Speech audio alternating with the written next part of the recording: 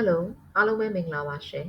Cancer ဆိုတိုင်းမှာ page မှာပြန်လည်ကြိုဆိုလိုက်ပါတယ်ဒီနေ့ဆွေးနွေးမယ့်အကြောင်းအရာကတော့ Cancer လူနာတွေမှာအဖြစ်များတဲ့ခါးနာခြင်းအကြောင်းဖြစ်ပါတယ် Cancer လူနာတွေကလည်းတခြားလူနာတွေလိုပဲခါးနာတတ်ပါတယ်ဒါပေမဲ့ Cancer လူနာခါးနာတယ်ဆိုရင်တော့အရေးကြီးသလားမေးအရေးကြီးပါတယ်ဘာကြောင့်လဲဆိုရင်တော့ spinal cord compression ရှိမရှိသေချာစမ်းသပ်ကြည့်ဖို့လိုအပ်လို့ဖြစ်ပါတယ်အဲ့တော့ Cancer လူနာတွေမှာဖြစ်တဲ့malignant spinal cord compression MSCC ဆိုတာဘာလဲကင်ဆာကြောင့်ကြောရိုးအာရုံကြောမကြီးကိုပိမိသွားတာကိုပြောတာပါကြောရိုးအာရုံကြောမကြီးမှာငကူဖြစ်တဲ့မူလပထမအကျိတ်ပေါ့နော် primary tumor ကြောင့်လည်းဖြစ်နိုင်တယ်လို့တခြားနေရာမှာဖြစ်တဲ့ကင်ဆာကနေကြောရိုးကိုပြန့်နှံ့လာတာမျိုးလည်းဖြစ်နိုင်ပါတယ်အဲ့ဒါကိုတော့ metastatic tumor လို့ခေါ်ပါတယ်ဥပမာရင်သားကင်ဆာကနေကြောရိုးရောက်လာတဲ့စီးကျိတ်ကင်ဆာအဆုတ်ကင်ဆာနောက် thyroid cancer ဒီလိုမျိုးတွေကနေကြောရိုးကိုပြန့်နှံ့လာတဲ့အခါမှာလည်းကြောရိုးအာရုံကြောမကြီး spinal cord ကိုပိမိစေပါတယ်အဲ့တော့ပိမိရင်ဘာလက္ခဏာတွေဖြစ်မှာလဲဖြစ်နေတဲ့ခါးရိုးအကြောရိုးအစိတ်ပိုင်းနေရာမှာနာကျင်လာပါမယ်တချို့လူတွေမှာဇက်နာတာပြောရပါတယ်ကြောအောင်နာတွေပြောရပါတယ်ခါးနာတယ်ဆိုတာမျိုးတွေကိုပြောတတ်ပါတယ်အဲ့တော့ဒီပိမိနေတဲ့တဝိုက်ပေါ့နော် nerve supply လုပ်တဲ့နေရာတွေကနာကျင်မှုကိုခံစားရမယ်ခါးမှာဖြစ်တဲ့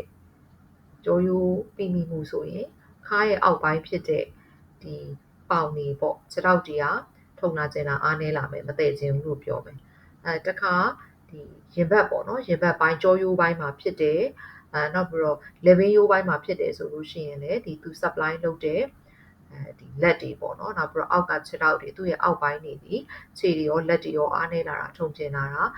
မတည့်ကျင်တော့တာဒီလိုလက္ခဏာမျိုးတွေပြောမှာပဲနောက်တစ်ခုကတော့အောက်ပိုင်းမှာဆိုရင်တော့ C တို့1တို့ပေါ့နော်ဒီဟာတွေကိုလည်းခါးယူအာယုံကြောကနေတစ်ဆင့်ထိန်းချုပ်ထားတာဖြစ်တဲ့အတွက်လူနာတွေမှာ C တွေ1တွေကိုမသိတော့တာမထိန်းနိုင်တော့တာဖြစ်တတ်တယ်တချို့လူတွေမှာလုံးဝချုပ်သွားတာ C အိမ်ကြီးဆိုရင်တင်းနေတာ1ဆိုရင်မသွားတော့တာဒီလိုလက္ခဏာမျိုးတွေဖြစ်လာတတ်ပါတယ်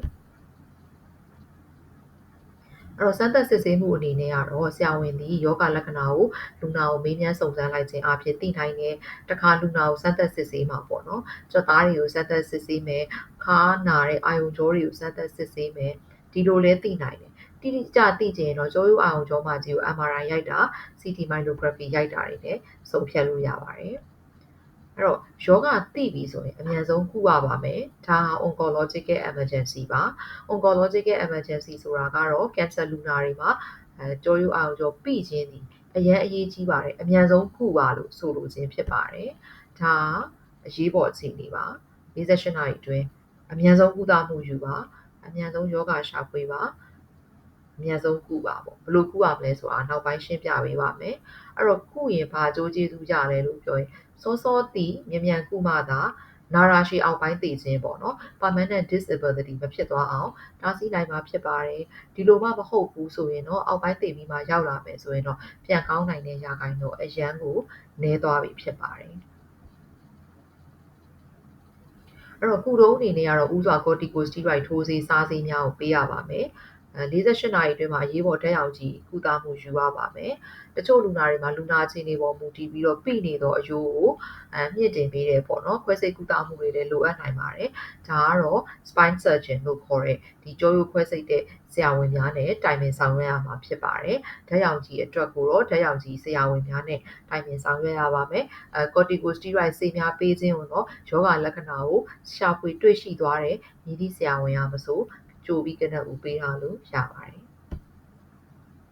အဲ့တော့အရေးကြီးတဲ့ red flag sign တွေပေါ့နော်ကင်ဆာလူနာမှာဒီဖော်ပြအရှိမပြောပြီးသားလည်းဖြစ်ပါတယ်ခါနာလာပြီးကြောတွေနာလာပြီးခြေလက်တွေကအားနည်းလာတယ်သို့မဟုတ်ထုံကျင်လာတယ်စီးတွေဝမ်းတွေကချုပ်တာဖြစ်စေစီးတွေဝမ်းတွေမထိန်နိုင်တာဖြစ်စေဒါမျိုးတွေပေါ်လာပြီဆိုရင်အရေးကြီးတယ်နော်ပေါ့နေလို့မရပါဘူး red flag sign တွေဖြစ်ပါတယ်